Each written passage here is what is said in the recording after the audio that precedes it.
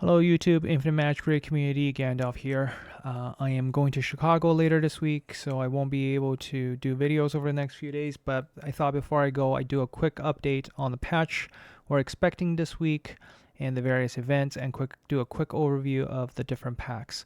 First of all, we see on the trio event, we have Pualin back.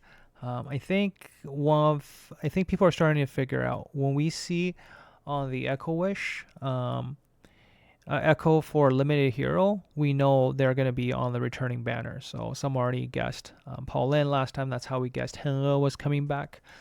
And if you're lucky, you can get it. Like some players, if you're like me, you'll probably get it like on the 10th pity. So if you really want a guaranteed copy, you should need to save up 10 pities if you want to go for Paulin guaranteed. The other rate up heroes this week are Space, Ascendo, you have Ether, and you have French. So everyone knows Space. Ascendo is probably you have faced the wrath of Ascendo a little bit if you're early game. If you're late game, you aren't bothered by Ascendo at all because Ascendo is probably out of the meta at this point for the most part. But Ascendo, silencing the enemy's entire team at E1, you get that 30% turn meter at the beginning of the wave, allowing her to outspeed Space basically, and silence the entire team. This is where Pualin comes in super handy, dealing with the likes of Ascendo, dealing with the likes of Nazil, which seems to really dominate early mid game PvP meta, because control meta is relatively strong at that point in time because there isn't enough heroes to deal with them, or those heroes you choose to get to deal with them are very PvP focused and don't help with PvE very much. The other hero is French. French is great for PvE. French I already got a copy of. You can see French does taunts, shields, push enemy turn meter back, but the attack down, crit down will be really helpful against bosses. Ether is a PvP hero, but she can protect all of her ally and share the damage, which is going to help you push the Hidden Whip faction. So a really solid rate up banner. But remember, rate up banner, you have no guarantee to get these heroes. Every third pity, you're guaranteed one hero on the banner, but there's no guarantee to get the one you want. Except Paulin, every 10th pity, like you're guaranteed to get one within 10 pities. Now, of course, here, if you can do trio event under $66, I think it's a steal. If not, because you're going to be getting, with extra spending, you're going to be able to get 12 Supreme Runes plus 1 5-star Legendary Eye, 8 here, and 4 more from the later floors. If you have to spend up to 86, it becomes a little bit of maybe on some of the best events, like you could be choosing another limited hero which is stronger from the box, but in Paulin, you can get it from Rainbow Chest over time. So if you're free to play, this is not for you, but if you are a low spender, this might be a viable option. And of course, when it comes to spending, if you don't have Aptoid already, use an emulator. Then you can install Infinite Magicraid through Aptoid. Your coin wallet, you can use my code here, Gandalf5. And you will find that you're able to get 5% extra bonus. So what that looks like is, as you're spending in the game, you're going to be earning coins that you can spend directly. So you can see here, if I were to make a $1 purchase through my credit card, I'm going to get 18 cents off. I earned up to 14% base plus the 5%, so I'm at 19% savings.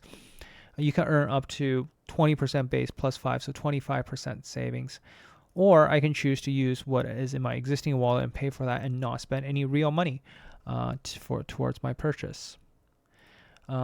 Finally, on this week, kind of just want to, with regards to Miracle Wish, we still have another 10 days. I did want to get Willa. You can see I got, but that's not what I got. I got Adeline. And 149 summons in, another hard pity, another disaster struck, just like when I got Johnny 2 weeks ago. I feel awful, but I'm going to make sure I save my last pity now. I'm not going to summon any because I want to make sure I want to save that guarantee for the new limited hero once it comes out during the anniversary. And hopefully I get it early, but I highly doubt it. People have been making fun of my summons. Ban just says I should just stop summoning. I feel like, in other games, there's something called streamer luck, where people are asking all the streamers to, or content creators to pull on their account because they seem to have better luck.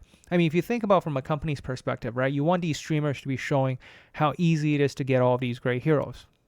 And here you got me doing a video showing you every single time I have to hit Heart Pity. Kind of counterintuitive, right? So a lot of other game, I feel like, yeah, it might be true. Streamers, they dial up the rate up on their account. But I am a Genshin player, so we all heard about the story about Staff of Homa from Tectone. That was like the worst luck. You could look it up, but that's great example of what you shouldn't show on stream. But $2,000 to get like an item in a game, that's ridiculous. Here, at least the pity system is not that bad compared to that. At least there is a pity. But remember, rate up. There is no pity. So if you really want to ascendo this weekend, you could be spending $2,000 and not get one. So I'm just saying, so be careful. Don't fall into the gacha addiction here. Spend what you can afford to spend. With that, I've been even thinking about maybe I should get some of you with better luck to pull on my account. I was talking to people in my guild in chat, and I'm just constantly being reminded of free to play has better luck. I was talking to Starry Knight, and you look at his account. Last week he got Henga, and he got IMR Candle early on in the game. I wouldn't be surprised if he comes showing up with a Paulin. He also has a Santa as well. I'm just like, oh, and he says I'm free to play.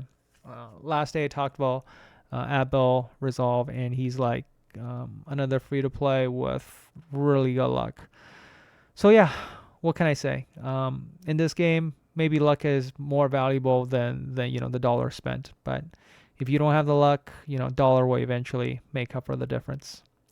So with that, I'll catch you guys when I come back. I will do a little bit more of the PvP meta update because I feel like on my channel you'll find the various PvP guides and basic fundamental mechanics around team building. But I mean, over time we do see new heroes really shaking things up a little bit. One of the things I was talking to other guildmates about in One's Hope is around the viability of Morcus, which we saw at Intergame 2 weeks ago.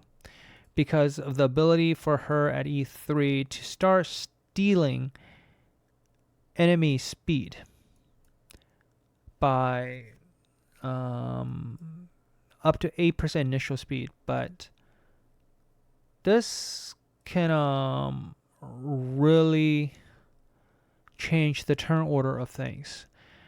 And it will synergize really well when she goes and steals some speed, and that can allow her to do a lot of damage with her E3, with her ultimate, to be able to